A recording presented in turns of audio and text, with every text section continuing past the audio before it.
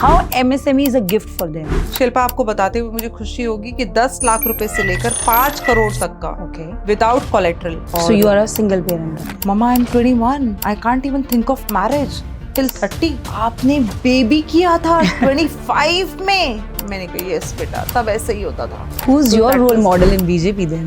No one. Still remember that episode जहाँ पे जब एक आम आदमी पार्टी के नेता बैठे थे या स्पीकर बैठे थे, हाँ। और उन्होंने कुछ गलत बोल दिया था महिलाओं के लिए, तो आपने उनको महिलाओं का on रोना air आपने उनको थप्पड़ मार दिया था, घुमा के दिया।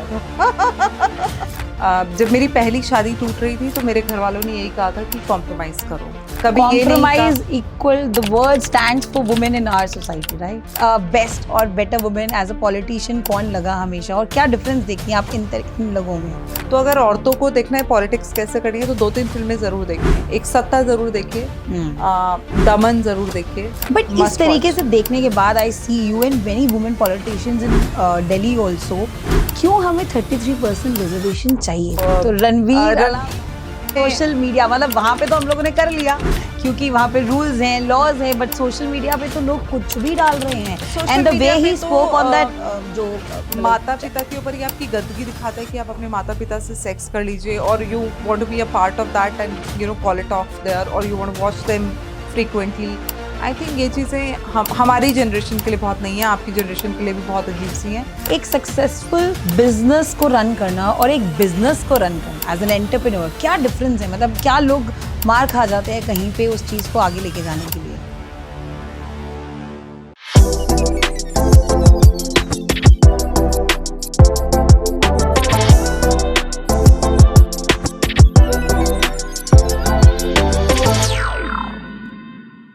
हे guys, welcome back to our show coffee unfiltered. आज हमारे गेस्ट बहुत ही स्पेशल हैं, महिला हैं, और आप तो जानते ही हैं कि जब महिला आगे बढ़ती है तो उसको कितने चैलेंजेस फेस करने पड़ते हैं। And she is one of those जो अपने बलबूते पे आगे बढ़ी, आगे काम किए, और आज एक ऐसे मुकाम पे हैं कि दुनिया उनको जानती है। टीवी डिबेट्स में आपने उनको काफ़ी देखा भी होगा। She is one of the TEDx speaker and National Advisor to MSME. Today, let's welcome Tina Sharma to our show. Thank you so much, Tina ji. Thank you. Thank you for calling me for this opportunity. And अच्छा लगा मुझे यहाँ पर आकर. You're a very warm person. Thank you so much. That's a great thing. Talking to a lady on a podcast is a privilege. You can pour your heart out. Yes, of course. तो आज हम बैठ के यहाँ पे we will discuss all about women issues, societal issues, lot many more things. Taboos, yes. और उसी taboo से आप भी बाहर आई हैं. This is what I've heard about you. कि आप एक ऐसे बैकग्राउंड से हैं जहाँ पे आपको बहुत चैलेंजेस फेस करने पड़े थे, और आपने खुद की एक स्ट्रगल है, आप हमारे दर्शकों को बताएं उसके बारे में। Yes sure. सो मैं शुरू से शुरू करती हूँ क्योंकि यू नो अनफिल्टर्ड होना चाहिए। Yes, this show is about coffee unfiltered. So the unfiltered. So मैं 14 साल की थी जब मैं दिल्ली आई, और मैं किसी के घर में काम करती थी। मैं एक नैनी की तरह, मुझे वो बस अड्डे पे मिले थे वो लोग। दिल्ली आने के बाद मैं सिर्फ 14 साल की थी। मेरे फादर को साइटिका था। वो BHL में थे, मशीनिस्ट थे, ग्रेड 1 मशीनिस्ट थे। मशीनिस्ट आपको पता है कि ITI करने के बाद लगते हैं। बिल्कुल। तो मेरे फादर को जब साइटिका था तो मशीन पे खड़े होकर जो चिप्स कटिंग होती है वो नहीं कर पाते थे। तो 14 साल की एज में मुझे दिल्ली आना पड़ा, और कुछ काम, क्योंकि घर का माहौल ऐसा हो गया था कि पैसे नहीं हैं और सर्वाइवल नहीं हो पा रहा था। तो हमारे घर में लड़कियों को पढ़ाने का कोई रिवाज नहीं है। वैसे भी 1 आध साल में मेरी शादी होने वाली थी। 14 साल में आपकी शादी होने वाली नहीं, थी? मतलब उस टाइम डिसाइड होने वाला था कि शादी करनी है। ग्रेजुएशन वगैरह का कोई मूड नहीं था मेरे पेरेंट्स का। मेरे एक टीचर थे जैदी सर, जिनको आज भी मैं ढूंढती हूँ, शायद वो भगवान करे वो जिंदा हो। उनकी उम्र उस टाइम भी काफ़ी थी, वो 70 साल के थे। वो मुझे बहुत प्रमोट कर करके 11th में एडमिशन कराना, 12th में एडमिशन कराना। घर वालों को बोलते थे मैं इसको पढ़ाऊंगा, मैं स्कूल ले जाऊंगा, लेकर आऊँगा, मतलब इसकी responsibility and you no care मैं करूँगा। तो उन्होंने मुझे बहुत सपोर्ट किया। एंड मैं किसी तरह मैंने अपना 11th किया और मैं दिल्ली आ गई। मैंने नौकरी ढूंढनी थी, लेकिन बस अड्डे पे मुझे एक फैमिली मिली जो बाड़ा हिंदू राव में नर्स थी, और उन्होंने कहा मेरे 2 बच्चे हैं और एक पड़ोसी का बेबी भी है, तो वो भी हमारे साथ ही रहते हैं दिन भर में, तो अगर आप उसको देखेंगी और हमारे साथ रहेंगी तो बहुत अच्छा रहेगा, हम कुछ पैसे भी आपको दे देंगे। अब बस अड्डे से कहाँ जाती मुझे यही नहीं पता था। सिर्फ क्या सोच के आप दिल्ली आई थी? मैं परेशान होकर दिल्ली आई थी। एक सूट था और मुझे अब तक याद है कि मैंने जो अपनी चप्पल थी, बाटा की होती थी उस टाइम, वी शेप वाली, वो मैंने खिड़की से बाहर फेंकी थी। तो घर वालों को आइडिया लगा कि ये तो शादी कर ली होगी या शादी के लिए किसी लड़के के साथ भाग गई है। मैं करीब 2 साल तक घर वालों के टच में ही नहीं थी उसके बाद। और जब मैं कुछ कमाने लगी तो मैंने घर वालों को दोबारा फ़ोन किया। बट एनीवेज, तो मैं उनके घर गई। मैंने करीब 3 साल जो है वो उनके घर में काम किया। अब वो नहीं है, आनंद पर्वत पे रहती थी वो। अब वो नहीं है, उनके बच्चों की भी शादी हो गई है। और ऐसे मेरी जर्नी शुरू हुई। फिर तो you were a rebel kid? I was a rebel kid, but I think मेरी डेस्टिनी में लिखा था। मेरी डेस्टिनी में मेरी और कजन्स की तरह 2-2, 3-3 बच्चे करके घर पे बैठे रहना, या फिर एक शादी टूट गई, दूसरी शादी भी टूट गई, फिर माँ के पास आके बैठ जाना, वो सब नहीं लिखा था। I think I feel blessed, I really feel blessed. मैं शिल्पा आपको बताना चाहूँगी, आई डोंट नो, ये तो कभी बातें ख़त्म ही नहीं होंगी, बट मैं आपको बताना चाहूँगी कि मुझे सॉरी और थैंक यू के अलावा कुछ नहीं आता था। जब मैंने जब आप हरिद्वार से थे तो वो हिंदी मीडियम स्कूल रहा होगा? हिंदी मीडियम स्कूल था। इंग्लिश हमें समझ में आती थी, मेरी ग्रामर बहुत अच्छी थी। मैं 10th एंड 12th में कॉलेज टॉपर थी। हर डांस डिबेट शो में मैं स्कूल की फर्स्ट प्रेफरेंस थी। मैं और एक लड़की और थी, शालिनी मेहरा, हम दो ही डिबेटर और डांसर थे जो हम डिबेट्स में जाते थे। और इंटरनेशनल मतलब नेशनल डिबेट्स में भी हमको ले जाया जाता था कि आज तैयारी करनी है। प्रिंसिपल की 2 ही चॉइस है, शालिनी मेहरा या टीना कपूर, दोनों में से किसी को बुलाओ, 2 घंटे में तैयारी कराओ, इंटर स्टेट हो रहा है और नेशनल लेवल पे जाना है। तो मुझे बहुत याद है कि मेरे घर वाले नहीं भेजना चाहते थे। मेरे फादर कहते थे नहीं नहीं लड़की है, नहीं भेजेंगे। प्रिंसिपल कहती थी मैं खुद साथ जा रही हूँ, मेरी वाइस प्रिंसिपल साथ जा रही है, भेजिए ना। तो मैंने काफ़ी सारे ऐसे डिबेट्स और ये सब, और मुझे अब तक याद है कि तब ना हमें बर्तन मिलते थे, 4 ग्लास मिल गए, कभी ट्रे मिल गई, कभी 2 थाली का सेट मिल गया, ऐसे मतलब हमें एज अ गिफ्ट जो हमें ऑनरे मिलता था वो यही मिलता था। तो मेरी मम्मी कहती थी 2 बोरी बर्तन इकट्ठे हो गए, अब तेरी शादी बड़े आराम से होगी। तो that's how I was and मैं 10th एंड 12th में टॉपर रही। ग्रेजुएशन मेरा किश्तों में हुआ, क्योंकि अच्छा, मतलब फिर आपने ग्रेजुएशन दिल्ली आके करी? नहीं, और कहाँ से 12th करी? भी दिल्ली से देने गई थी, तब भी मैं टॉपर आई। और दिल्ली से नहीं की, मैंने वहीं से की, मैंने वहीं एडमिशन लिया। उस टाइम अटेंडेंस का कोई चक्कर नहीं होता था। तो आप स्कूल में अगर रिक्वेस्ट कर दे तो आपको सिर्फ एग्जाम देने आना है। तो मैंने 1996 में अपना फर्स्ट ईयर किया ग्रेजुएशन का, सतीकुंड महिला विद्यालय। ये रामदेव जी का जो वो है बिल्कुल पास में ही था। और रामदेव जी को मैं बचपन से जानती हूँ, मैंने उन्हें दातुन लेकर हमारे घर में देते हुए तब देखा है। अच्छा। हम BHL की कॉलोनी में रहते थे। और 96 में मेरा फर्स्ट ईयर हुआ, 94 में मेरा सेकंड ईयर हुआ, और 2001 में मेरा थर्ड ईयर हुआ। तो मेरी जर्नी ये है, तोड़ तोड़ के 2002 में मेरी शादी। और शादी भी जल्दी हो गई फिर आपकी? शादी फिर घर वालों ने लड़का देख लिया तो शादी हो गई। और पहली बेटी मेरी जो है, जो आज 21 साल की है, वो 2004 में हो गई। तो समझ में आया कि ये किचन है, ये बच्चा है, ये ससुराल है, इसके अलावा कुछ था नहीं। छोटी मोटी नौकरी में कर रही थी for your living. For living. वहां से और आपका एज अ नेशनल एडवाइजर का जो सफर है टू MSME, उसके बारे में कुछ बताओ कि how you got connected. Been very difficult. अगर मैं कहूँ कि जब मैं कभी अपने फ्लैशबैक में जाती हूँ तो मैं आज भी, मुझे रिकवर करने के लिए 2-3 दिन लग जाते हैं। मतलब मुझे इतना स्ट्रेस हो जाता है, मुझे लगता है कि चाइल्डहुड बहुत अच्छा नहीं था, एक मीडियोकर फैमिली से थी मैं। पापा पढ़ाना नहीं चाहते थे, पापा को था कि शादी करनी है, जबकि मेरे फादर की रिसेंटली अभी ही पास्ट अवे।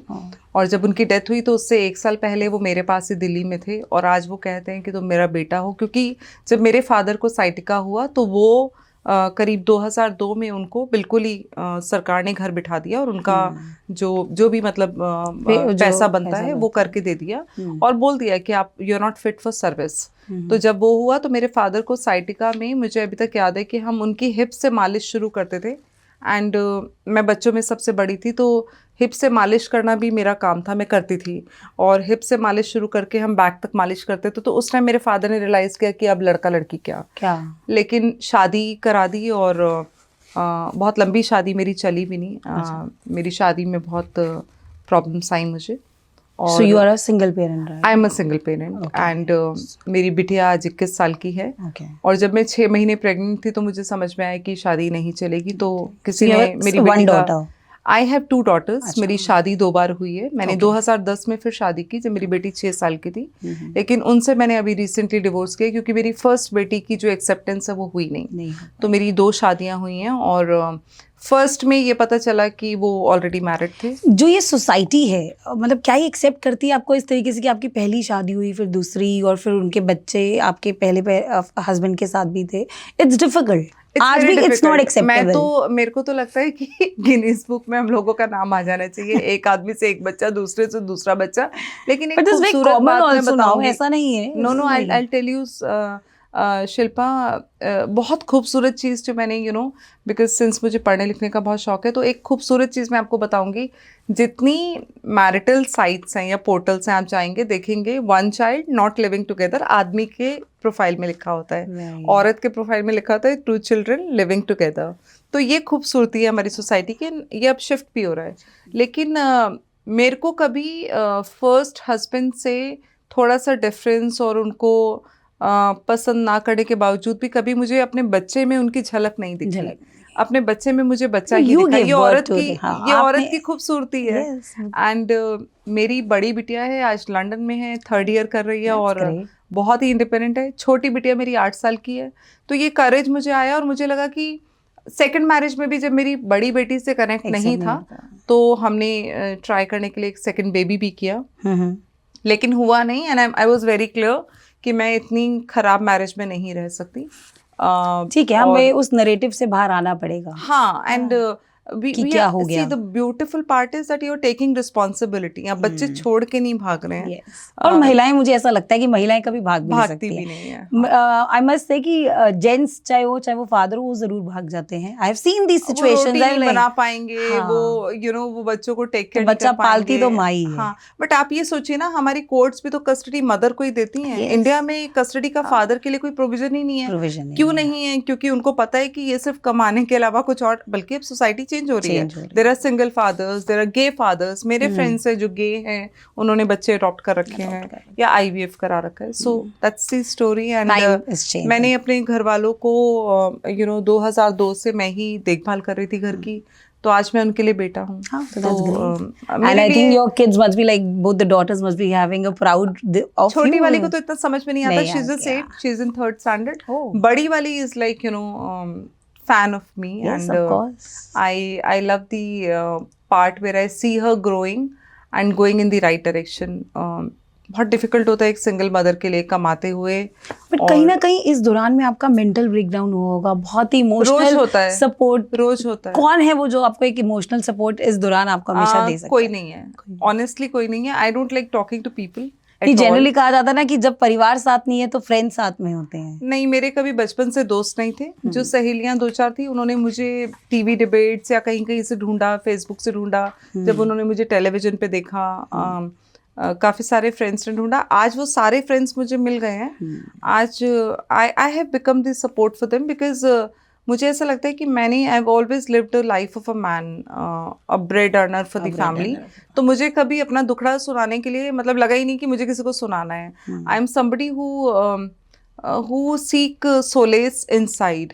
सो मैं बता रही हूँ कि जिसको सॉरी थैंक यू के अलावा दूसरा शब्द नहीं आता। जब मैंने आपको कहा 2001 में मैं अपने फर्स्ट इंटरव्यू के लिए गई एक लीजिंग फाइनेंस कंपनी में करोल बाग में, तो उसमें तो इंग्लिश मस्ट होगी। मैं बहुत इंटरेस्टिंग स्टोरी सुनाऊंगी आज हमारे पास ऑन मीडिया बोलने के लिए। बल्कि मैंने अपने कई कॉन्क्लेव्स में एज अ स्पीकर मैंने कई, we should always share our stories so that जो बाहर लोगों के साथ प्रॉब्लम है, so that they can also relate and learn things from us. Yes, absolutely. और तो जब मैं वापस गई तो मुझसे पूछा कि क्या हुआ इंटरव्यू में, तो मैंने कहा मुझे नहीं पता वो सरदार इंग्लिश में क्या बोल रहा था। और ये मैं कई स्टेजेस पे बोल चुकी हूँ, तो अब मुझे बिल्कुल लाइन बाय लाइन अच्छे से रखा हुआ। मैंने कहा मुझे नहीं पता वो सरदार इंग्लिश में क्या बोल रहा था। 3000 रुपये मिलेंगे, 10 बजे जाना है, 6 बजे छुट्टी है। तो गाजियाबाद से मैं दिल्ली करोल बाग आती थी। पहली चीज़ तो ये हुई। दूसरा, उस टाइम क्या था कि एयर हॉस्टेस का बहुत चलन था। तो ये रेडिसन ब्लू जो होटल है महिपालपुर, वहाँ पर हम जाके इंटरव्यूज प्रेजेंटेबल थे। आई वाज 5'6", सारा क्राइटेरिया अच्छा था, बस मुंह खोलते ही 4 लाइनें आती थी। GD मतलब ग्रुप डिस्कशन तक तो मैं कभी पहुंची नहीं, लेकिन इंटरव्यूज मैंने सारे दिए हैं। तो जब मैं लाइन में लगी होती थी तो सारे देखते थे कि ये लड़की तो पक्का सिलेक्ट हो जाएगी। बातें भी ऐसी करते थे, लेकिन मैं इतना घबराती थी, उन्हीं लोगों से बात नहीं करती थी क्योंकि वो भी मिक्स क्राउड था, बाहर स्टेट से आए हुए, लेकिन थोड़े पॉलिश्ड कह सकते हो, थोड़े हमारे जैसे। तो वो मेरे साथ ये हुआ कि किसी इंटरव्यू में मैं सिलेक्ट नहीं हुई। और उसने मुझे इतना इंस्पायर किया कि क्योंकि 2004 में मैं अलग हो गई थी अपने हस्बैंड से। Okay. 2008 में मैंने पैसे इकट्ठे करके मैं यूएस फ्लाइंग के लिए गई, commercial pilot. And commercial pilot? Commercial pilot. I cleared my exams from here and हमारे 5 एग्ज़ाम होते हैं, उसमें मेडिकल होता है, आरएनआर में मेडिकल हुआ। मैंने कमर्शियल फ्लाइंग के लिए मैं यूएस गई, फ्लाइट सेफ्टी इंस्टीट्यूट। Okay. और मेरी किस्मत इतनी खराब कि एविएशन यूएस एंड इंडिया में 2008 से लेके 2012 तक एविएशन में रिसेशन था। सो 2008 में जब मैं गई तो मैंने 1.5 महीना फ्लाइंग की, और 1.5 महीना फ्लाइंग करने के बाद 6 महीने बाद हमारी फीस वापस हो गई, रिवर्स हो गई। अच्छा। क्योंकि 2008 जब मैं गई थी दिसंबर में, तभी से एविएशन में रिसेशन शुरू हुआ और 2012 तक चला। तो मेरा आज भी वो स्टूडेंट पायलट लाइसेंस और प्राइवेट पायलट लाइसेंस दोनों मेरे पास पड़े हैं। कंप्लीट वो भी नहीं हो पाया? वो भी कंप्लीट नहीं हुआ। अब आपने मेरी जर्नी पूछी है इसलिए मैं बता रही हूँ। तो हमारे पड़ोस में एक लेडी थी, वो ऐसे प्रदर्शन में या मीटिंग्स में जाती थी कुछ बीजेपी की। हाँ। तो मैंने कहा चलो, उन्होंने एक दिन कुछ कहा कि चलो चलते हैं, तुम्हें भी ले चलते हैं, तुम बोर होंगी। मैं तब छोटी मोटी नौकरी कर रही थी, मेरी बिटिया उस टाइम करीब 4 साल की थी। तो मैं चली गई, मेरा डिवोर्स वगैरह सब कुछ हो ही चुका था। मैं चली गई और वहाँ से मेरी बीजेपी की जर्नी शुरू हुई। जब आप फर्स्ट टाइम गए थे तो आप नारे लगाने के लिए गए थे या मीटिंग अटेंड करने गए थे? नहीं, मुझे बहुत बोरिंग लगा था और मुझे लगा था इतनी औरतों के बीच में तो मैं पागल हो जाऊंगी। और जिस तरीके सेम इट्स नॉट इजी, मतलब it's not easy. Women in politics is the toughest thing. But I loved it later. Yes. I really loved it because I made changes through politics. I went into public interest litigations, to RTI, to everything. But जो औरतें, एक चीज़ मैंने उसमें सीखी, which is very prevalent in the society, कि लोग इसको समझ नहीं पाते हैं। मैंने देखा है 20 साल कुछ महिलाएं पैर घिसती हैं पार्टी ऑफिस जाने तक के लिए, लेकिन अपने अंदर कोई टैलेंट इनकलकेट नहीं करती हैं और उसको फ्लरिश नहीं करती हैं। मैंने दिल्ली की झुग्गियों में इतना काम किया है, हर साल 10,000 बच्चे एनडीएमसी के वापस स्कूल में ले जाना और एनडीएमसी से रिवॉर्ड लेना। अस्पतालों में, दिल्ली में 65 अस्पताल हैं जो कांग्रेस के समय में 1984 में 65 अस्पताल हैं, जिसमें Primus, Max, Rajiv Gandhi, Saint Stephen, So you got into social service पूरा, मतलब सोशल सर्विस, ये सारे अस्पताल हैं जहाँ पर 25% ओपीटी और आईपीडी, जिसको आप बेड रिजर्व बोलते हैं, वो 10% है। तो मैं उस काम में, एक एडवोकेट अशोक अग्रवाल हैं, बहुत फेमस हैं एजुकेशनिस्ट एंड मेडिकल की लाइन में, तो उनके साथ में लग गई और मैंने करीब 8 साल लोगों की सेवा की। सुबह से 4 बजे से लोग आने शुरू होते थे 30 हज़ारी में, उनकी चैम्बर में। अच्छा। और हज़ारों लोग आते थे, पूरे देश से आने वाले लोग दिल्ली के इन 65 प्राइवेट अस्पतालों में बेड ले सकते हैं। इट्स जस्ट दैट कि उनको कोई उनको कोई हैंड होल्डिंग करा दे, तो वो मेरे लिए बड़ा अच्छा था। और मुझे लगा कि अच्छा, मैं हमेशा से ना पॉलिटिक्स में वो सज धज के, साड़ी पहन के, लिपस्टिक लगा के जाने वाली औरतों में से मुझे कभी लगा ही नहीं। मुझे लगा लोग आप थोड़े से ओके लुकिंग है ना, तो लोग बड़ा घूर घूर के देखते हैं, वो सब जगह होता है। तो मुझे लगता है कि वो हमारे लिए बड़ा चैलेंज एंड टैबू भी है। और ये सिंगल विंगल ना भी पता हो तो भी लोग लाइन मारते हैं। मतलब नहीं है, वो तो आप रोड पे भी खड़े होगे, आते जाते लड़के ही छेड़ के चले जाते हैं, नो मैटर व्हाट। हाँ, मतलब it's like I need to rise above this. So जब मैंने ये किया और फिर मैं कई ज्यूरीज में रही, आप मुझे मेरे अच्छे दोस्त मिले। टीचर एसोसिएशन की जूरी में भी रही। मैं नेशनल टीचर्स अवार्ड की जूरी में थी, जो प्रेसिडेंट कन्फर करती हैं। एंड वो 5 सितंबर को होता है। It's nothing less than Padma Shri for teachers. सिर्फ 50 अवार्ड होते हैं, पूरे हिंदुस्तान से मिलते हैं। उसकी जूरी बहुत प्रेस्टिजियस होती है और उसको कैबिनेट डिसाइड करता है। कैबिनेट मतलब प्राइम मिनिस्टर ऑफिस डिसाइड करता है। Who is your role model in BJP then? No one, honestly no one. But कोई एक ऐसा इंसान होगा जिसने आपको हेल्प करी होगी इन पॉलिटिक्स ऑल्सो? नहीं, सबने लेग पुल की। आप जितनी भी औरतों से बात करेंगे, आदमी तो क्या, औरतें भी, तो they don't let you go. No, they don't. And when you don't, उनको अभी क्या है ना, ऑनेस्टली मैं दिल से बोलूँगी, मुझे कोई परवाह नहीं है कि कोई क्या सोचे। जब आप काम करना चाहते हैं तो आपको काम नहीं मिलता, जब आप चापलूसी करते हैं तो आपको बहुत काम मिलता है। तो मेरे तो ब्लड में ही नहीं है। मैंने तो कभी अपने पापा को ये नहीं कहा। I always had conflict with my dad. उसका रीज़न लोग बताते हैं कि मेरे पिताजी 9 अक्टूबर बॉर्न है, मैं 10 अक्टूबर हूँ, मेरी माँ 10 अक्टूबर है, तो हम तीनों के आपस में कभी बन ही नहीं सकते। But I always knew that I am somebody जो रिबेलियन रहा, और जिसको ये समझ में आया कि ये नहीं करना है तो नहीं करना। करना ही नहीं है। और कई बार मैं रोती भी हूँ कि यार मैं परेशान होती हूँ, कई बार शाम को सोचती हूँ यार बिल्कुल यहाँ पहुँच के यहाँ से वापस आना कितना खराब लगता है, मतलब लाइक शू नीचे। तो फिर मैं सोचती हूँ यार कि 1994 से शू ऊपर भी तो गई थी। तो that was my own identity and मैं इसी के लिए बनी हूँ शायद। हमेशा फेलियर से सीखा भी जाता है, this is what I have learned. So I think you become. अच्छा एक बात और, अलका लांबा हमारे साथ थी, रेखा जी ने भी मेरे साथ काम किया, जबकि वो पुरानी है पॉलिटिक्स में मेरे साथ। तो मुझे कई बार ऐसा लगता है कि आप ना एक ट्रेन से निकलते हैं, कोई शॉर्टकट ले लेता है, कोई उसी ट्रेन में कहता है इसी में चलूंगा, 4 दिन में पहुंचेंगे। डिसीजन जो रेखा जी अब बनी है, रेखा गुप्ता जो सीएम दिल्ली बनी है, इट्स अ ग्रेट डिसीजन। मुझे तो इसी में खुशी है कि औरत बनी है एक, और ये हमेशा से होता है, मतलब एक औरत को चांस मिल रहा है। आदमियों की दुनिया में औरतों को चांस मिलना घर में भी कई बार बहुत मुश्किल होता है, सोसाइटी तो बहुत दूर की बात है। बट कहा जाता है कि ये अब सेंटर चलाएगी दिल्ली, ऐसा है क्या? या फिर ये एज अ सीएम आपको लगता है that she will work as a CM in Delhi? ये यूनियन टेरिटरी है, एलजी और सेंटर के कंसेंसस में चलता है। मैं लंबा समय मेरा पॉलिटिक्स में गया है, तो सेंटर चलाएगी दिल्ली नहीं, लेकिन मोदी जी की गारंटी पे अगर भारतीय जनता पार्टी ने चुनाव लड़ा है तो सेंटर का रोल महत्वपूर्ण रहेगा, क्योंकि दिल्ली काफ़ी पिछड़ चुकी है Madan Lal Khurana, 27 years after 27 years, absolutely 27 years। So anyways, तो फिर ये मेरे लिए बड़ा इंपॉर्टेंट है कि मैं जो मेरा मन करता है मैं वो करती हूँ। और मैं आपको एक बात बता दूँ शिल्पा, मार्क माई वर्ड्स, हम 2 कदम पीछे आते हैं, बहुत ज़्यादा फोर्स से 10 कदम आगे जाते हैं। मैंने हमेशा ये सीखा है कि मेरा फेलियर, मुझे कभी फेलियर लगा ही नहीं। I am very happy in my own world. मैं बहुत खुश हूँ। कम लोगों का सर्कल है, very demanded in my own circle. I am very happy for that. I must tell you guys, नहीं मुझे ये बात भी बतानी है, the suit which I am wearing right now, इनका एक अपना ब्रांड भी है, Janki India, right? And she has very beautiful collections, you must watch and check out the website for them. और बहुत ही प्रीटी सूट्स हैं। So how this idea came up, मतलब जानकी इंडिया कब आपने स्टार्ट किया? जानकी मेरा रिटायरमेंट प्लान है। Don't tell me, अभी तो I think you have started your life. I know. And we need such blunt women and bold women in politics also, in the society also, in social circle.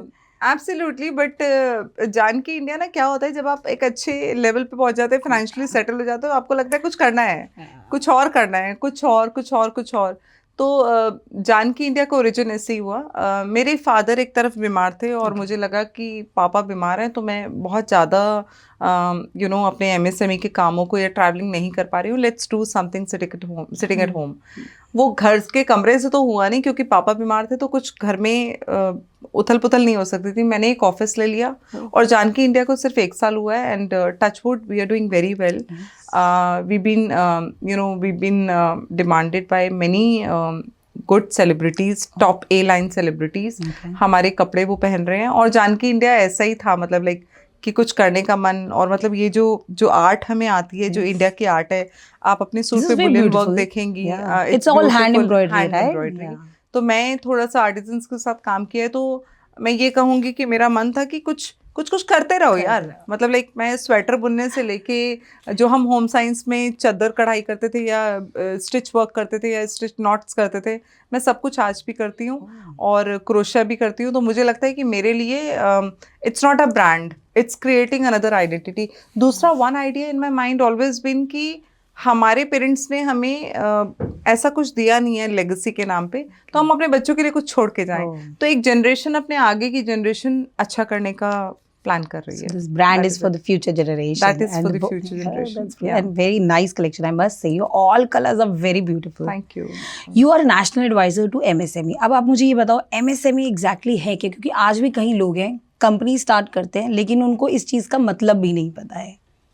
नहीं, ऐसा नहीं है। अब तो government ने बहुत अवेयरनेस की है। गवर्नमेंट की वेबसाइट, इनफैक्ट पॉलिसी बाजार, या फिर आप कहें सिडबी के साथ अभी MSME का हमारा जो जनवरी 2024 में हमारी बोर्ड मीटिंग थी विज्ञान भवन में, उसमें हमने सिडबी के साथ MOU किया। सिडबी के बैंक्स खुल चुके हैं, सिडबी असिस्टेंस कर रहा है उसमें, और बहुत ज़्यादा फंड्स जो है MSME को इंटरिम बजट में भी मिलता है। तो हमारा अच्छा फंड है। और मैंने मिस्टर गडकरी ने मेरी, आपने कहा मेरे मेंटर कौन है, तो मैं कहूँगी मेरी फर्स्ट अपॉइंटमेंट मिस्टर गडकरी ने की थी। लेकिन वो संगठन के थ्रू हुई थी, क्योंकि मैं पार्टी में काम कर रही थी, किसी को एमएसएमई बोर्ड पे महिला को दिल्ली से बिठाना था, तो उन्होंने मेरा नाम डाला और आई थिंक उधर मिस्टर गडकरी ने चूज़ किया। आई वर्कड विद हिम, 1.5 साल करीब मैंने मिस्टर गडकरी के साथ एमएसएमई में काम किया, जो मेरी बहुत अच्छी लर्निंग रही, because he is a like a visionary leader, I must say. मतलब फिर एमएसएमई उनसे चला गया तो नारायण राणे जो एनसीपी के हैं वो भाजपा ज्वाइन कर गए, राज्यसभा सांसद हो गए, वो एमएसएमई। तो इट्स अ बिग बोर्ड, ये 40 लोगों का बोर्ड है जिसमें बहुत सारे लेफ्टिनेंट गवर्नर्स हैं, राज्यसभा सांसद हैं, बहुत सारे मिनिस्टर्स हैं, रिजर्व बैंक के चेयरमैन हैं, सिडबी के चेयरमैन है। तो it's a very wide and valid board and very prominent personalities I've been with in this board. तो मेरे लिए ये जर्नी बड़ी कंसिस्टेंट तो नहीं कहूँगी, बड़ी ऐसी रही, बड़ी लेकिन बड़ी इंटरेस्टिंग रही। और मेरी जर्नी में ना मुझे हमेशा कुछ ना कुछ मिला है। मुझे लगा है कि मुझे हार्ड वर्किंग आपको लगता है कि कुछ कैलकुलेट करता है? Do you think? I believe in hard work, ऐसा नहीं है, बट हाँ the luck is there for sure. Now I got you, Shilpa. 2% आपका हार्ड वर्क है, 90% is your luck. Okay. Hard work never, I've seen people जो जिनको politics में 25 साल हो गए पैर घिसते हुए, उन्होंने कभी पार्टी का स्टेट कार्यालय नहीं देखा है। So I have been Panna blessed. प्रमुख बन के रह गए हैं। हाँ, पन्ना, you got it right. You're so correct. और कई लोग जो है वो पहले दिन टेलीविजन में, मैं निर्भया गैंगरेप में थी। निर्भया गैंगरेप के से पहली डिबेट मेरी, अमृता भी हमारे साथ थी। निर्भया गैंगरेप में और अलका, मैं ये योगिता भयाना, हम सारे और वहीं के प्रोडक्ट हैं। तो निर्भया गैंगरेप में हम 1 महीना वहां पर थे। तो मेरा एक दोस्त था टीवी चैनल में, आई नॉट टेक हिज नेम, उसने मुझे कहा रामदेव की डिबेट है, हमें कोई नहीं मिल रहा है, तू फटाफट वैन के अंदर बैठ जा, ओबी वैन के अंदर बैठ जा। मैंने कहा मुझे तो बोलना ही नहीं आता। अबे यार, तू जो चिल्ला रही थी ना वहां पर, जो रो रही थी, चिल्ला रही थी, उतना ही कर देना। मैं फटाफट ओबी वैन पे बैठ गई। इतनी देर में पता चला कि रामदेव जी नहीं आ रहे हैं, उनका कैंसिल हो गया। तो थोड़ी सी मेरी बाइट हुई और उसके बाद मुझे उस चैनल ने, न्यूज़ 24 चैनल था, अजीत अंजुम जी थे, उस चैनल ने मुझे करीब 3 महीने लगातार रोज शाम को, मतलब मेरी डिबेट हो रही है। और वहां से मेरी डिबेट शुरू हो गई, मेरा एक एक मीडिया करियर शुरू हो गया, which has given me great edge. मैं I still remember that episode जहाँ पे जब एक आम आदमी पार्टी के नेता बैठे थे या स्पीकर बैठे थे, और उन्होंने कुछ गलत बोल दिया था महिलाओं के लिए, कुछ हिंदू मुस्लिम की बात भी कर दी थी, तो आपने उनको महिलाओं का ऑन एयर आपने उनको थप्पड़ मार दिया था, घुमा के दिया था। सो हाँ, मेरे साथ आशीष सूद थे जो आज दिल्ली सरकार में मंत्री हैं। सो अमृता धवन थी उसमें, आशीष सूद थे और मैं थी। और कोई टॉपिक चल रहा था जिसमें आज़ाद खान थे, आम पार्टी के प्रवक्ता, और उन्होंने कहा कि ये फिर औरतों का रोना लग जाएंगी, ये फिर औरतों का रोना लग जाएंगी, और वो बोलने ही नहीं दे रहे थे। तो बिल्कुल डिबेट खत्म होने वाली थी और मैं खड़ी हुई और मैंने एक घुमा के चांटा दिया, बिकॉज कई बार लोगों को, और मुझे उस चीज़ का रिग्रेट कभी नहीं हुआ। मतलब उसके बाद करीब 2 महीने तक मैं टीवी चैनल से एड्रेस करती रही, क्योंकि हिंदू मुस्लिम बना दिया। यहाँ से लेके पाकिस्तान तक, कनाडा के टीवी चैनल कवर कर रहे, डॉन ने उसको कवर किया, पाकिस्तान के न्यूज़पेपर ने। तो मतलब, और मेरे पीछे ऐसे लग गए। आपको डर नहीं लगा इस सिचुएशन के बाद? आपको धमकी आना शुरू हो गई? धमकी आना शुरू हुई, पुलिस प्रोटेक्शन हुई, करीब 1 महीना मेरी पुलिस प्रोटेक्शन चली। और उसके बाद मुझे लगा कि यार ये तो बड़ा ही अजीब सा हो गया। मैंने तो, और वो पब्लिसिटी में वो हो गया, डाइवर्ट हो गया। मैंने सोचा, मैंने कहा यार क्या हो रहा है मेरे साथ।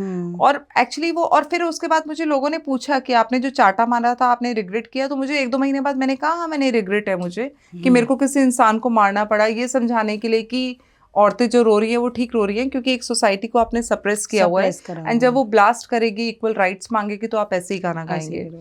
बट आई थिंक मैंने कभी पीछे मुड़ के देखा नहीं। और सबसे बड़ा चैलेंज क्या रहा होगा थ्रू आउट दिस? अपने आप को बचाना। Okay, that's a very big statement, because I know being a woman, आप जितने मर्जी बोल्ड हो जाओ, जितने मर्जी एक्टिविस्ट बन जाओ, अपने आप को सेफ रखना एक सबसे बड़ी बात है।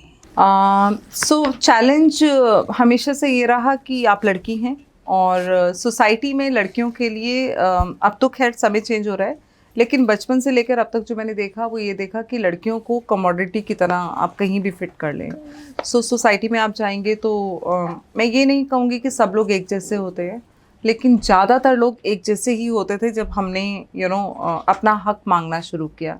घर में आज लड़कियां अगर जायदाद में हिस्सा मांग रही हैं तो भाई कहता है तुम कौन, पापा कहते हैं कि तुम क्या करोगी, तुम्हारा तो ससुराल है, वहां से तुम्हें मिलेगा। माँ कहती है बेटा चुप हो जा, क्या फर्क पड़ता है। जब मेरी पहली शादी टूट रही थी तो मेरे घर वालों ने यही कहा था कि कॉम्प्रोमाइज करो। कभी ये नहीं कहा, compromise equal the word stands for women in our society, right? compromise is a very settling word for women. Yeah. Very settling word. इतना मतलब ये ऐसा वर्ड है, अगर औरत कॉम्प्रोमाइज कर ले, और पेशेंस, उसको दया की मूर्ति कहा जाता है। उसको कहा जाता है कि ये तो मतलब इसके अंदर तो इतना धैर्य है, पेशेंस है, इसको पेशेंस रखने का, मतलब सबको माफ कर दो। आपका रेप भी हो गया ना तो आप उसको माफ कर दो और कोर्ट में जाके उसको बोलो कि जी फर्क ही क्या पड़ता है। और एक तरफ हम कहते हैं कि हमारे लिए ये सबसे पायस है हमारा शरीर, कि लड़कियों को अपना शरीर शादी के बाद अपने पति को सौंपना चाहिए। तो कितना कॉन्फ्लिक्ट है हमारी सोसाइटी में जो हम दिन रात देखते हैं। हम जैसी औरतें ज़्यादा देखती हैं क्योंकि हम एक ना एरियल पैरामीटर से हम देख रहे होते हैं, हमारा एक एरियल व्यू होता है। तो मैं कॉम्प्रोमाइज़ की बात कहूँ तो हर रास्ते पे मुझे ऐसा लगा कि इससे आगे मैं नहीं जा पाऊंगी, क्योंकि मेरे लिए यहाँ पर ये रोड़ा है। और बाकी लोग बहुत आसानी से जा रहे थे। तो बाकी लोग में सब बाकी नहीं थे, मेरी जैसी भी कुछ औरतें थीं, लेकिन बहुत बार ऐसा हुआ मेरे साथ कि मैं घर गई हूँ और बहुत रोई हूँ कि मैंने ये नहीं किया, मैंने ये क्यों नहीं किया। लेकिन आज की लड़कियों को मेरा एक ही सजेशन है, डू और die, make your career. Yes, men uses you, दुनिया में कहीं भी चले जाओ, हमेशा अगर एक आदमी और एक औरत के बीच में कुछ है, चाहे वो कंसेंचुअल है चाहे नहीं है, लड़की की गलती निकालेंगे कि लड़की ऐसी है, आदमियों को नहीं बोलेंगे। अब इतने बड़े बड़े नेताओं के कांड निकलते हैं, कब कहते हैं कि वो नेता खराब था, अरे उस लड़की का नाम है, अरे वो तो ऐसी होगी। उसके घर वालों का परसेप्शन उसके बारे में चेंज हो जाता है। लेकिन मेरी एक एडवाइस है जो मैंने अभी बहुत रिसेंटली एक नेता फ्रेंड को दी है, मैं उसका नाम नहीं लूंगी। उसने एक पार्टी छोड़ के दूसरी पार्टी ज्वाइन किया, अभी रिसेंटली ज्वाइन की है। मैंने उसको फ़ोन किया और मैंने कहा, and it's a very bold statement Shilpa, I am making it here. मैंने उससे कहा कि आदमी औरतों को पॉलिटिक्स में इस्तेमाल करते हैं, अपने बिस्तर तक लेकर आते हैं, तुम भी वही करो, उनको बिस्तर तक लेकर आओ, उनके कंधे पे सीढ़ी चढ़ा के ऊपर तक जाओ। बिस्तर तक अगर नहीं भी लाए, जो काम और औरतें बिस्तर तक जाकर कर रही हैं, तुम कॉफी पी के कर सकती हो, क्योंकि you have presence of mind, you are pretty looking, तुम बोलने में इतना खूबसूरत बोलती हो कि हर चैनल डिबेट में this girl was rocking. So कहती है यही तो नहीं किया, तो इसलिए दूसरी पार्टी में मेरा ये नहीं हुआ। मैंने कहा सब कुछ करो, everything is fair in love and war. Yes, I agree to it. और महिलाओं को इस, और मैं कहती हूँ ये नई फिलॉसफी है जो हम जैसी महिलाएं कह रही हैं।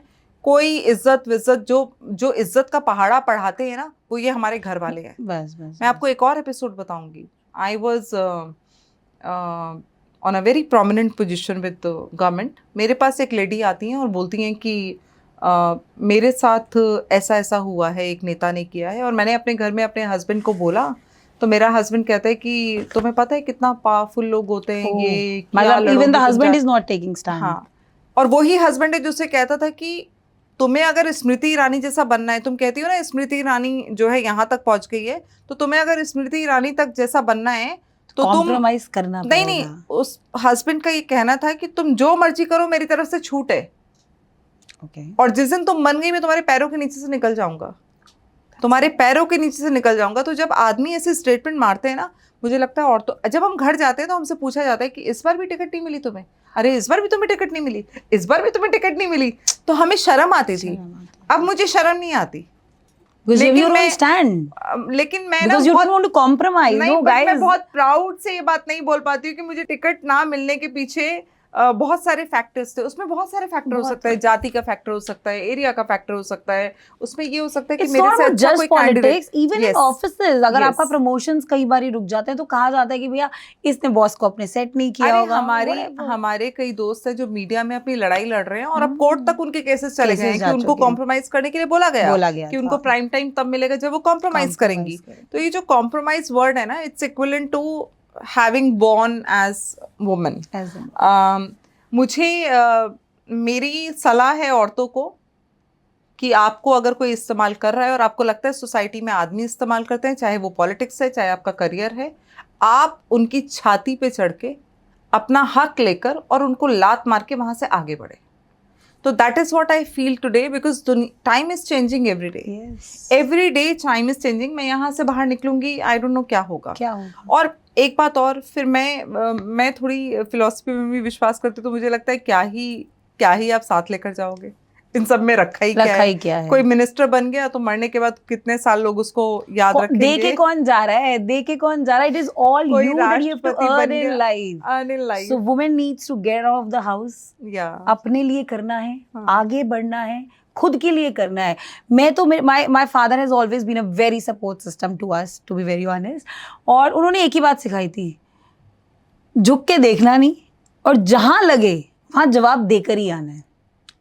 किसी चीज की जवाब देने वाले हम जवाब देने वाले में से। So every woman should be like this. मतलब मुझे every woman should be like this. And I think we become inspiration for women, because मेरे आसपास जब औरतें आती हैं वो हिम्मत तो नहीं कर पाती घर से बाहर निकलने की, शादी से बाहर आने की।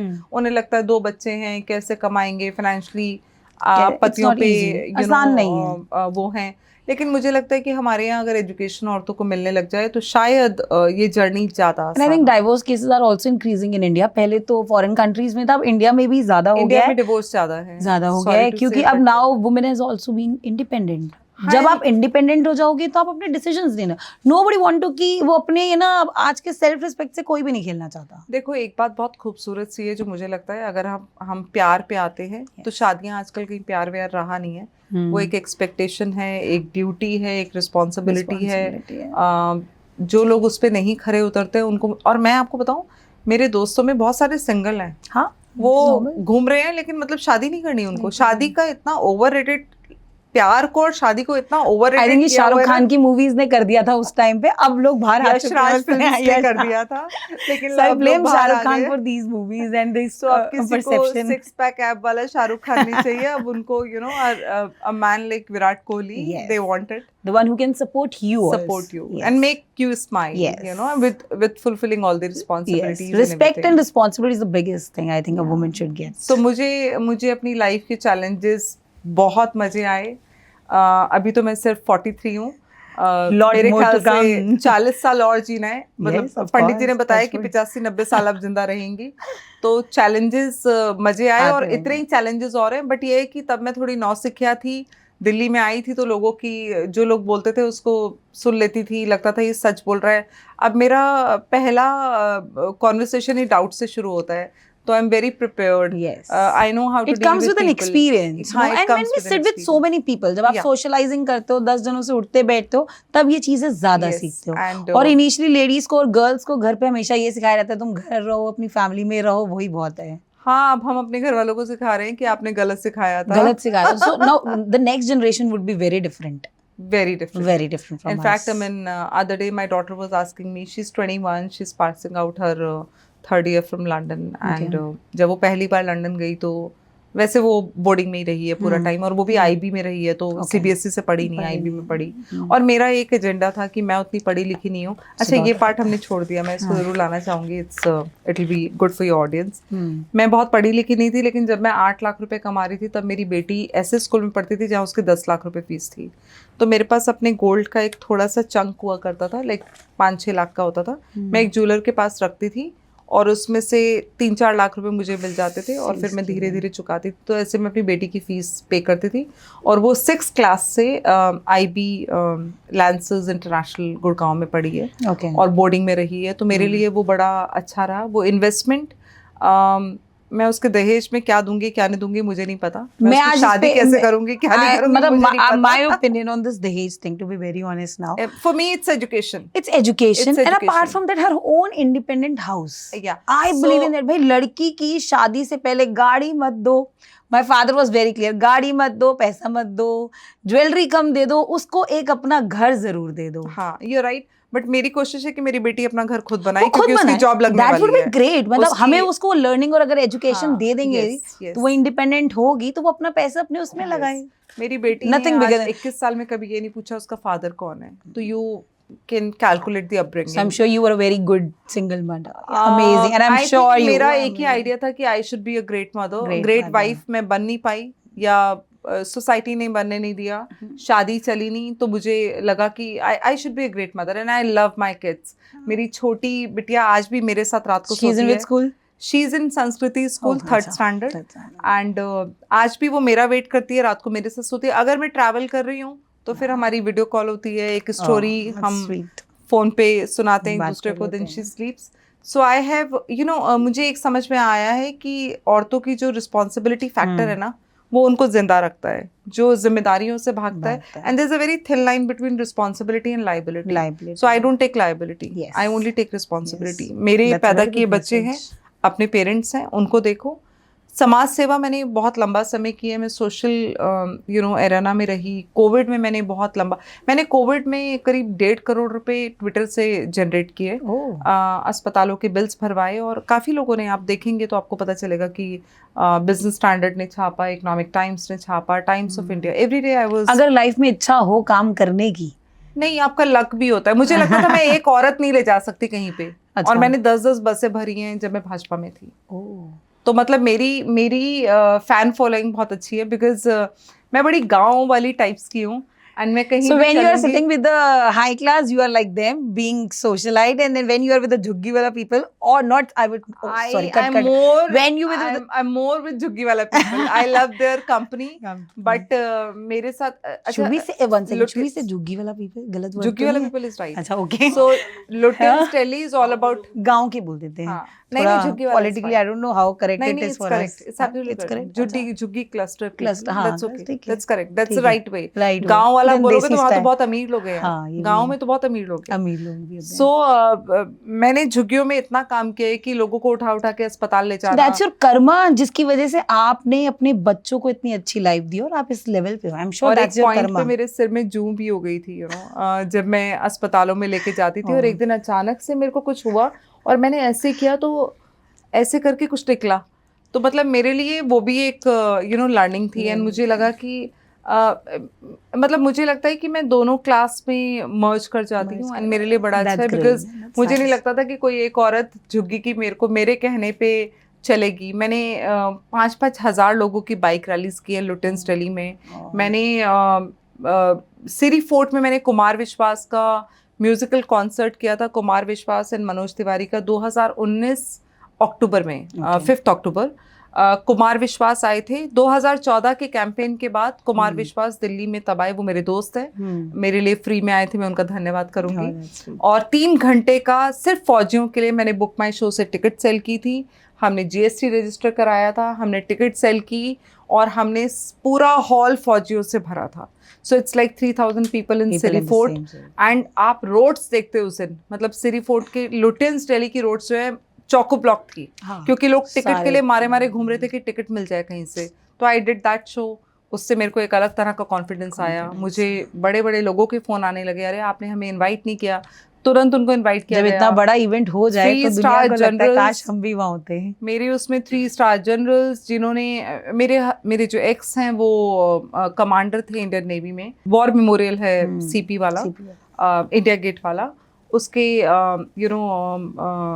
जनरल पन्नू और जनरल सतीश दुआ, जिन्होंने उसको हेड किया गवर्नमेंट के बाद, वो दोनों मेरे अच्छे फैमिली फ्रेंड हैं। तो वो स्पीकर्स थे, और पूरी फौज की, मतलब 3 स्टार 2 स्टार जनरल और पूरी बटालियंस फौज की आके देख रही हैं। That was great event we had. And उस 2019 के बाद कोविड इतना बड़ा कि हम कर ही नहीं पाए। In fact other day I was talking to Kumar कि मैंने कहा दोबारा करना है। कहता कितना पैसा रेज हुआ था उस टाइम। मैंने कहा सारे खर्चे, क्योंकि सिरी फोर्ट भी हमें फ्री में मिल गया था गवर्नमेंट से, फ्री में। सो तब फ्री में मिल गया था, तो हमारा खर्चा बहुत ही कम हुआ, और हमने 51 लाख रुपए उससे जो है शहीदों की विधवाओं के लिए फंड रेज किया था। तो आई हैव बिलीव्ड कि मैंने जब जिस चीज़ में हाथ डाला, मुझे गाड़ी चलानी नहीं आती थी, मैंने रातों रात गाड़ी चलानी सीखी। मुझे सोशल मीडिया से बहुत डर लगता था। आज सबसे ज़्यादा इंस्टा पे और फेसबुक पे मैं अपनी रील्स प्रमोट कर रही होती हूँ। आई एम नॉट समबडी जो पार्टी ऑफिस या मतलब पॉलिटिक्स में साड़ी पहन के जाएगी और मतलब वही साड़ी की फोटो सोशल मीडिया पे दिखाएगी। मेरे शॉर्ट्स में आप gym that's the latest trend. अभी तो प्रियंका गांधी जी भी जो पार्लियामेंट में गई हैं बिल्कुल with a black blazer and a pants. I think that made a class too. That makes you more like other European countries where a lady or a parliamentarian is breastfeeding the child and still debating on the podium. So it's a great learning. I think औरत होने के अगर मजे लेने हैं आपको तो challenges के साथ जरूर खेलिए। मर्दों में इतनी हिम्मत नहीं है कि वो चैलेंज ले सके। So we are more like no, we are not comparing with them. No, we are not comparing. We are no less. We are not comparing. We are not even equal. We are class apart. We are class apart. Sorry. Nothing can be done better. Okay, back to MSME. क्योंकि आप एक national adviser हैं और बहुत सारे हमारे ऐसे दर्शक होंगे जो देख रहे होंगे, व्यूअर्स होंगे कि MSME के बारे में जानना चाहते होंगे किस तरीके की जो स्मॉल स्केल इंडस्ट्रीज हैं, जो नए बिजनेस हाउसेज हैं, जो अपना नया बिजनेस स्टार्टअप करना चाहते हैं, how MSME is a gift for them. So यहाँ पर मैं ये बताना चाहूँगी कि अब तो गवर्नमेंट इतने सारे इवेंट्स कर रही है। जितने भी इंडस्ट्री चैम्बर्स हैं, मैं भी एसोचैम की नॉमिनेटेड डायरेक्टर रही हूँ। एसोचैम ऑलमोस्ट अब 103 साल पुराना चैम्बर है। जो भी इंडस्ट्री चैम्बर है that is interface between government and the industry. तो आप ये समझ लीजिए कि जितने भी ये इंडस्ट्री चैम्बर हैं ये इतने इवेंट्स हर महीने 2-2, 3-3 इवेंट्स करते हैं। आप न्यूज़पेपर भरे पड़े हैं। आप गूगल करें MSME स्कीम्स, आपको कुछ नहीं करना, आपको सीधा MSME की वेबसाइट मिलेगी। MSME की वेबसाइट पे अब तो बहुत अच्छा है, सारे हाइपर लिंक्स बने हुए हैं। ओके, सो हमारा MSME पिछले जो MSME सेक्टर और MSME जो हमारी वेबसाइट है उसमें इतना कुछ है। अब हमारा Udyam registration, standup India, startup India, इन सब के रजिस्ट्रेशन उस पर अवेलेबल है। आपको सिडबी हमारा एक मेजर बैंक है। पॉलिसी बाजार अगर लोगों ने सुना हो या फिर आप कोई भी बैंक उठा लें, कोई भी नेशनलाइज बैंक उठा लें, आप बैंक जाने की आपको ज़रूरत ही नहीं है। आप सीधा गूगल करें। मुझे लगता है सबके हाथों में फ़ोन है, जैसे मेरे हाथ में ये फ़ोन है। आपने गूगल किया, मैं कहती हूँ आपको लिखिए फंड, और हिंदी में लिखिए या इंग्लिश में लिखिए, आपको दोनों मिलेंगे। MSME की वेबसाइट हिंदी इंग्लिश दोनों में है। आपने लिखा फंड या ग्रांट, कुछ भी लिखिए आप, और आप लिखिए MSME या लिखिए मेरा एक छोटा उद्योग है, मुझे इसके लिए सरकार से पैसा चाहिए। शिल्पा, आपको बताते हुए मुझे खुशी होगी कि 10 लाख रुपए से लेकर 5 करोड़ तक का विदाउट कोलेट्रल आपको अपना सोना गिरवी नहीं रखना। और मैं तो कहती हूँ कि जो लोग अपना सोना जमीन गिरवी रख के बिजनेस कर रहे हैं वो बहुत गलत कर रहे हैं। सरकार आपको 35% सब्सिडी दे रही है, 35% पैसा आपको वापस भी नहीं करना है, नहीं करना है आपको ऑपरेशन, बस उसमें आपको MSME और उद्यम के थ्रू आपको रजिस्ट्रेशन करानी है। एक दिन का काम है। अच्छा, आज इतनी सारी कंपनीज हैं, मैं आपको कंपनीज के नाम दे देती हूँ। इग्नॉल करके एक कंपनी है, गुजरात की, अहमदाबाद की कंपनी है। आप MSME हैंड होल्डिंग कंपनी कीजिए। अगर कभी हमें इस पे सेशन करना पड़ा या कोई हमें वो करना पड़ा तो हम कर सकते हैं, या फिर मैं आपको दे सकती हूँ, सो दैट आपने कभी किया तो आप उसको बोल सकते हैं, आप अपना एक बना सकती हैं। ठीक है। सो MSME को आप जैसे ही गूगल करेंगे आपको सब कुछ आ जाएगा उस पर। आप सीधा MSME के ऑफिस से कनेक्ट होइए, हेल्पलाइन से कनेक्ट होइए, और आई कैन गारंटी यू कि आपका लोन जो है वो 2 से 3 महीने आपको लगेंगे लोन होने में, और आपका लोन हो जाएगा। आपको सिडबी असिस्ट करेगा, क्योंकि सिडबी के साथ MSME का MOU हमने 2024 जनवरी में किया। हमारी बोर्ड मीटिंग थी, हमने उस बोर्ड मीटिंग में MOU किया है। और आपको पता है कि जितना बजट सरकार के बजट में आता है, जितना ग्रांट एक मिनिस्ट्री को मिलता है, उसको वो यूटिलाइज करना होता है। कोलैप्स हो जाएगा। और अभी तो बोला जा रहा है कि जो MSME है is backbone of the economy, मतलब हमारी जो इकोनॉमी है MSME की वजह से आगे बढ़ रही है। और MSME को क्यों बढ़ाया जा रहा है? ये social justice ministry, MSME, textile ministry, ये सारी इंटरकनेक्टेड है। आप और पंचायती राज मिनिस्ट्री, ये भी मिनिस्ट्रीज हैं। तो ये सारी इंटरकनेक्टेड है, इंटरट्वाइंड है, और ये आपस में अब तो जितने भी DMs हैं या फिर जितने भी सरकारें हैं वो अपने यहाँ पर, मैं उत्तर प्रदेश में अभी डिप्टी CM के लिए अभी पूरा कैंपेन करके आई हूँ। और उसके अलावा मैंने अभी वहाँ के और भी लोग हैं, I would not take the names for those people, क्योंकि उनसे अभी मेरा प्राइवेट कॉन्ट्रैक्ट चल रहा है। मैंने उत्तराखंड में अभी किया है, और मैं अभी उत्तर प्रदेश में कर रही हूँ कि उनकी महिलाओं के ग्रुप्स बना के कोऑपरेटिव के, उनको महिलाओं के लिए क्या क्या बेनिफिट्स हैं MSME में और किस तरीके की स्कीम्स हैं? मैं आपको बता रही हूँ कि आपको 10 लाख रुपए से लेकर 5 करोड़ तक का कोलेटरल फ्री लोन है। कोलेटरल फ्री का मतलब आप समझ रहे हैं, कि आज तक आपको तो हम यही वापस करते थे ना हाँ, कि हमें अपना जो सोना सोना या गिरवी हमें रख अपनी देते हैं जायदाद टाइप्स रखनी करके, पड़ेगी, तो हाँ। मतलब प्रॉपर्टी अगर किसी के पास नहीं है तो कहाँ से वो कहाँ से लाएगी। लाए? तो मैं कह रही हूँ कोलेटरल फ्री है। आप एक बार सिर्फ एमएसएमई, आप एमएसएमई की वेबसाइट को अगर हम सो एक जो बार, भी महिलाएं नया बिजनेस नया स्टार्टअप शुरू करना चाहती हैं वो एमएसएमई की वेबसाइट के थ्रू, एमएसएमई की आप जैसे ही एमएसएमई लिखोगे ना, तो आपको वो सारी आपको डिटेल्स मिल सब कुछ, जाएंगी। आपको हाइपर लिंक मिल जाएंगे, आपको असिस्टेंस मिल जाएगा, आपको हेल्पलाइन नंबर्स मिलेंगे जिस पे आप कॉल कर सकते हैं, आपका डॉक्यूमेंटेशन आपके घर आके पूरा कराया जाएगा, आपको असिस्ट किया जाएगा। और उसके बाद भी अगर कोई दिक्कत है तो आप टीना शर्मा गूगल कर लीजिए और मुझसे कांटेक्ट कर लीजिए। को आगे आई इस वुड चीज को लव टू लेके do that. And I think MSME ministry भी आप आ सकते हैं। I will make a visit to your place any time you can come. And हमारे मिनिस्टर अभी जीतन राम मांझी हैं, बिहार के, वो आपको पता ही है कि मुख्यमंत्री भी रहे हैं कुछ टाइम के लिए। और एमएसएमई जो है, ग्रांट अगर आप नहीं लेंगे तो वो कहाँ जाएगी। प्रधानमंत्री की जो 5 टॉप मिनिस्ट्रीज हैं जिसको पीएमओ डायरेक्ट देख रहा है, एमएसएमई उसमें से एक है। It's one of them.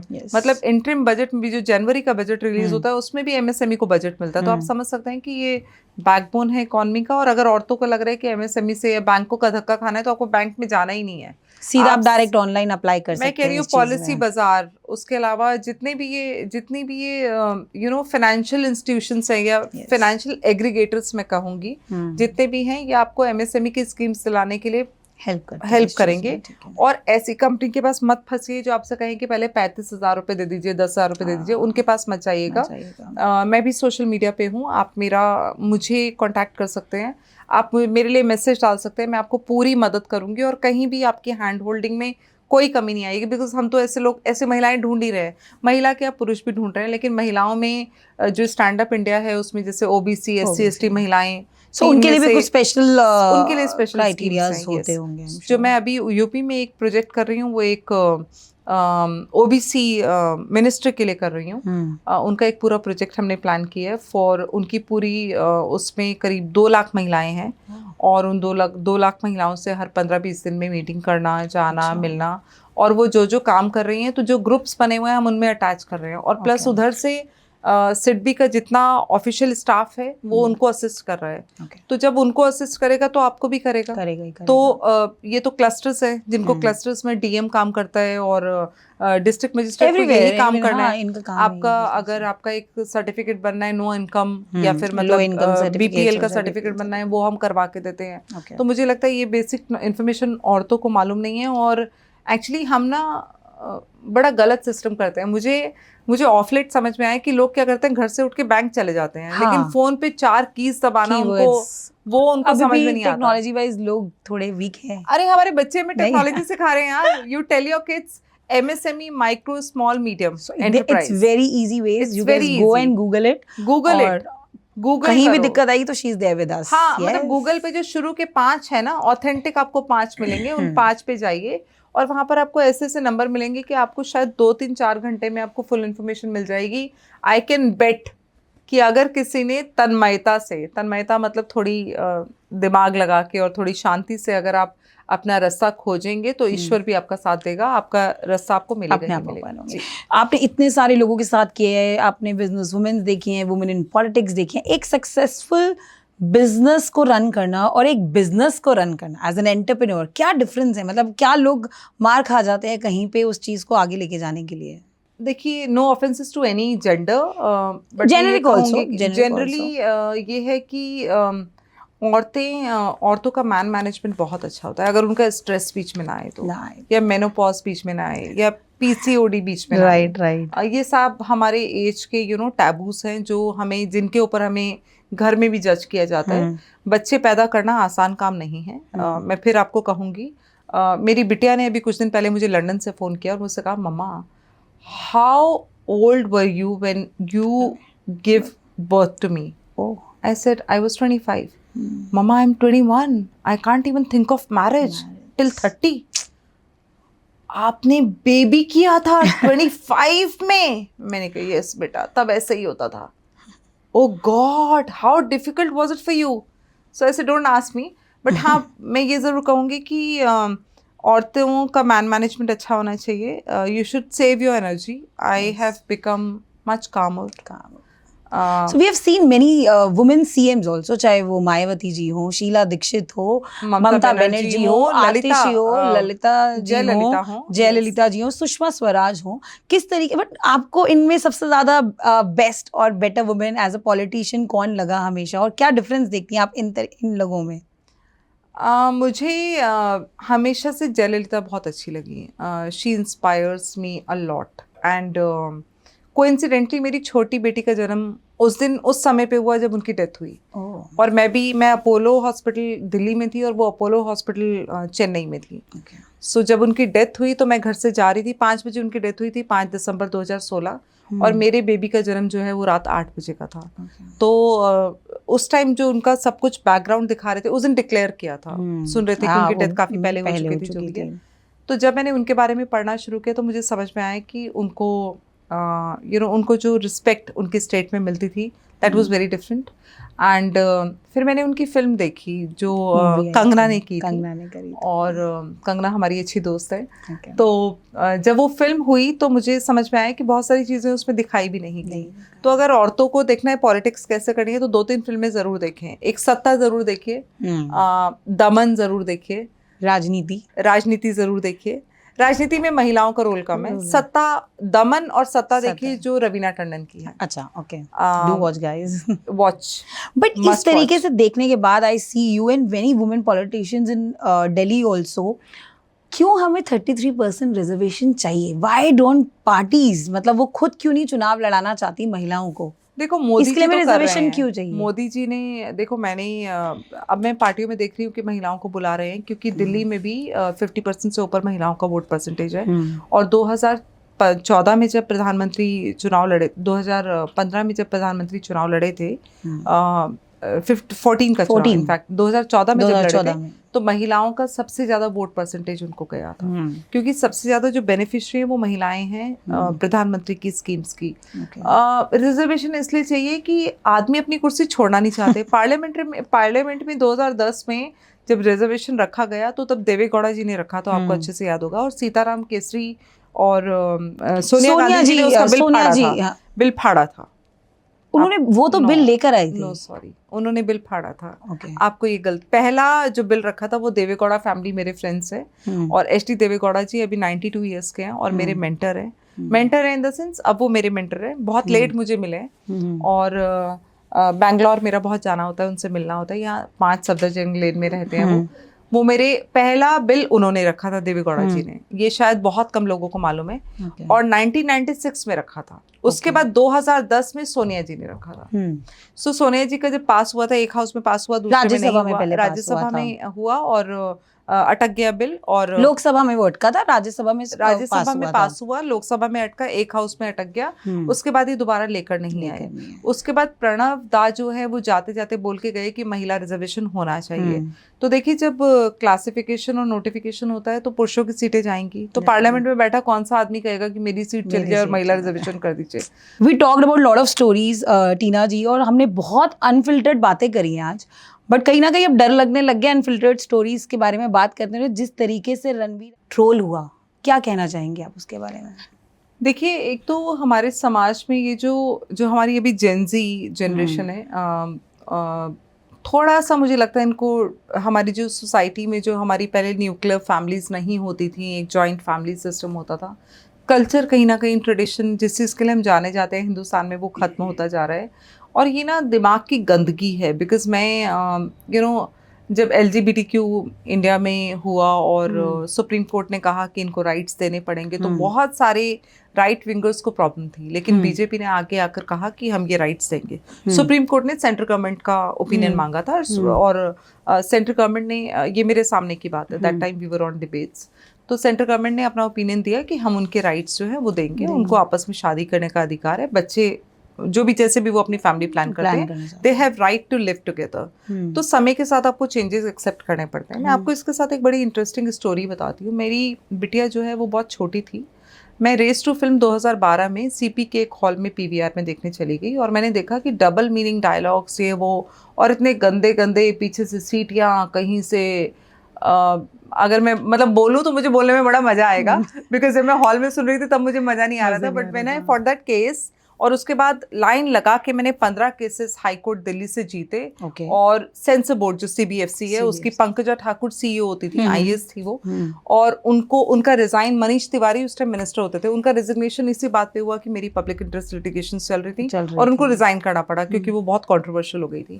उनका लास्ट लेटर भी यही था कि टीना शर्मा के इतने सारे सारे बोर्ड को एक लेटर उन्होंने लिखा था, तो टीना शर्मा ने इतने सारे पब्लिक इंटरेस्ट लिटिगेशंस डाले हैं। तो ये जो गंदगी है ना, ये जब हम देखते हैं और इस पे कॉग्निजेंस लेते हैं, मैंने हॉल से निकलते ही अपने एक अच्छे दोस्त को फोन किया और मैंने कहा यार ये बता, इसमें तो इतने गंदे गंदे वल्गर डायलॉग्स हैं, संतरा बोला जा रहा है, आगे पीछे अगाड़ा पिछाड़ा, ये सब वर्ड्स जो मतलब हमें बोलने में खराब लगते हैं, पर मुझे लगता है कि अनफिल्टर्ड है तो हम इसे अगाड़ा पिछाड़ा ही रखेंगे। और कहते हैं ना हिंदुस्तान में लड़की जो है वो मतलब वलप्शियस होनी चाहिए, उसका आगे पीछे कुछ होना चाहिए, फ्लैट नहीं होना चाहिए, बट उसको कितने ऑब्जेक्टिफिकेशन से देखा जा रहा है ये कोई समझ ही नहीं पा रहा है। मैं कहती हूँ हिंदुस्तान की लड़कियां सबसे खूबसूरत हैं। I see the beautiful girls in slums, the way their bodies are like, when they wear, I mean मैं कहती हूँ अगर इनको swimsuit पहना दो तो क्या लगेंगी यार, अगर वो नहा धो के रेडी हो तो they look better than us actually। और दूसरा एक लड़की अभी जो मोनालिसा कुंभ में गई तो वो तो मतलब सेलिब्रिटी बन गई है। She's amazingly pretty looking। लोग कहते हैं Indian women are beautiful actually। Yes, लोग कहते हैं ऐश्वर्या रॉय, मैं कहती हूँ ऐश्वर्या रॉय से भी खूबसूरत होंगी जिनको मौका नहीं मिला ब्यूटी कॉन्टेस्ट में जाने का। सो 2012 में जब ये हुआ तो मैं चली गई high court, Delhi high court चली गई। सेंसर बोर्ड को फटकार लगी, सारे अखबारों ने कवर किया क्योंकि मॉनेटरी उससे बिजनेस से वो था, तो Business Standard, Economic Times, Mint, DNA, मतलब सारे हुज हू न्यूज़पेपर्स ने कवर किया।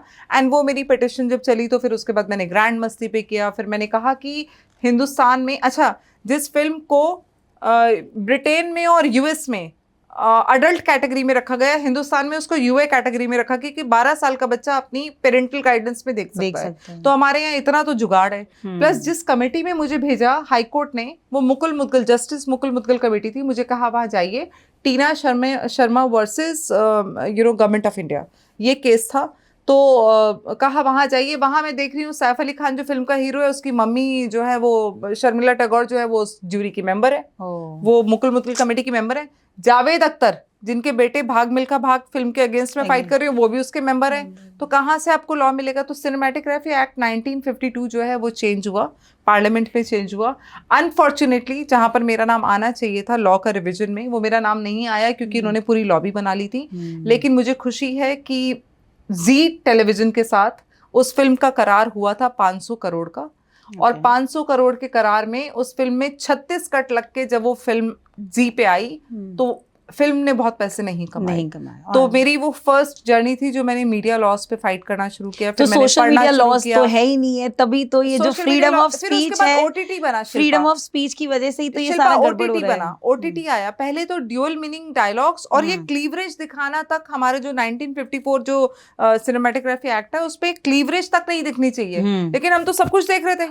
हम तो सब कुछ देख रहे थे। पुरानी मूवीज में भी था, ऐसा नहीं है। पाकीज़ा वगैरह अगर हम पुरानी मूवीज है ना, लेकिन proper blouses and everything was there, swimming costume सब पहना जाता था, सब कुछ था। लेकिन उसमें अगर आप पुरानी जो लॉ की बुक है, जो मीडिया पे जो लॉ है उसकी जब आप बुक पढ़ेंगे तो आप उसमें देखेंगे कि उसमें ड्यूअल मीनिंग डायलॉग नहीं होनी चाहिए। और जो रेस टू फिल्म थी वो ड्यूअल मीनिंग डायलॉग से भरी पड़ी थी, पूरी भरी थी, मतलब बहुत अजीब अजीब से गंदे डायलॉग। और उसमें आपके अनिल कपूर थे, all good actors also, they always have, हां दे वर देयर। सो जब मैंने उस मूवी के लिए फाइट किया तो मेरे अंदर तो जोश।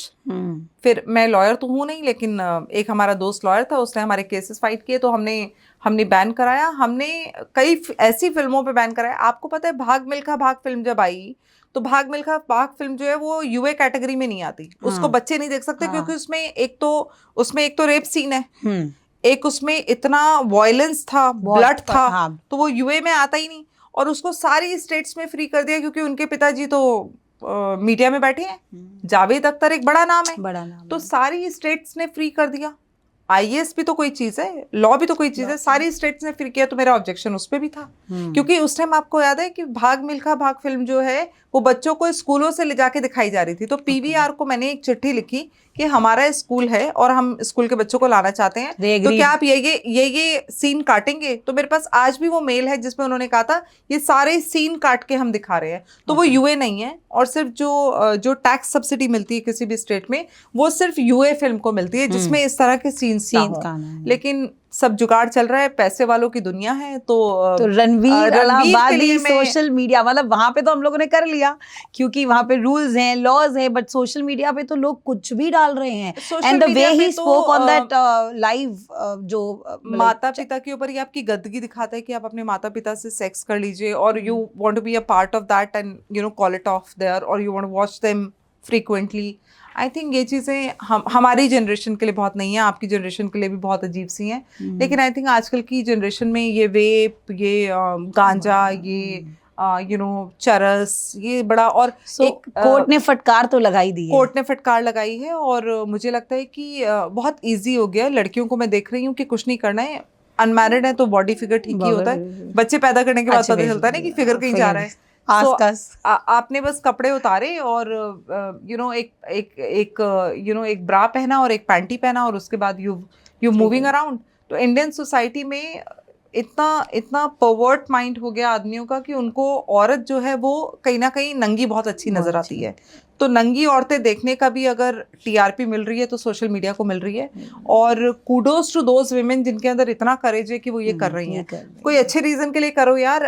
यूरोपियन कंट्रीज में ना औरतें नंगी निकलती हैं प्रोटेस्ट करने के लिए, वो एक कपड़े में निकलती है प्रोटेस्ट करने के लिए। पूरा हिंदुस्तान की औरतें अगर किसी मुद्दे पे प्रोटेस्ट करने के लिए ब्रा एंड पैंटी में निकल जाएं तो उस हिंदुस्तान की उस देश की सरकार चेंज हो जाए। लेकिन यहाँ पैसा कमाने के लिए और चीप पब्लिसिटी के लिए किया जा रहा है, तो सिर्फ एथिकल मोरालिटी का फर्क है और कोई फर्क नहीं है हम में और उन लोगों में। और I definitely criticise this guy and I don't appreciate such things. Yes. So thank you so much for being so open to us and it was great. आपसे बात करके बहुत मैंने भी सीखा है और मुझे आज लगा कि I have like met a person जो कहीं ना कहीं हमारा माइंडसेट भी ऐसा है, और आपसे काफ़ी चीज़ें सीखी आज मैंने इस एपिसोड के through. And I am sure जो मेरे व्यूअर्स हैं, जो मेरे यंगस्टर्स साथी हैं, महिलाएं हैं, काफ़ी आपका माइंडसेट चेंज हो जाएगा इस एपिसोड को देखने के बाद। And I would like to say thank you. And अगर आपकी कोई भी जो क्वेरीज हैं regarding MSME also you can comment on our YouTube channels. I will connect answer. you and she will answer. मैं कोशिश करूंगी वहीं पे जवाब दूं मैं आपको। She will answer there and कहीं भी आपको कोई भी issue तो we all are there for you. Thank you so much for watching us and it was great. Thank you so much for coming to my show. Thank you very much for calling me. In fact, I mean. We'll have a great another session. We might have another.